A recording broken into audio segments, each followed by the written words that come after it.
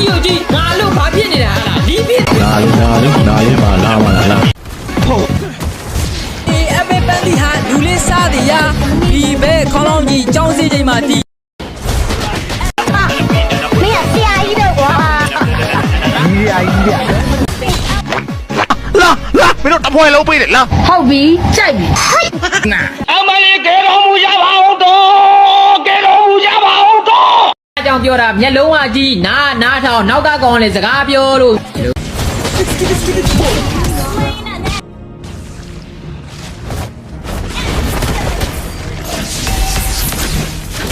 မင်းမပြည့်နဲ့လို့ဟိက ဟောအဖေမလာရင်ပြည့်စရာမလိုဘူးလို့အဖေ ဟိကမင်းဒီအတန်နဲ့ငါ့အတန်ကြီးနဲ့လိုက်မပြောနဲ့မင်းစီကိုငါလာပြီလို့နော် ဟောအဖေလာမှတော့ပြည့်ရမှာပေါ့အဖေရဲ့ပြည့်ရမှာပေါ့လို့နော် အာ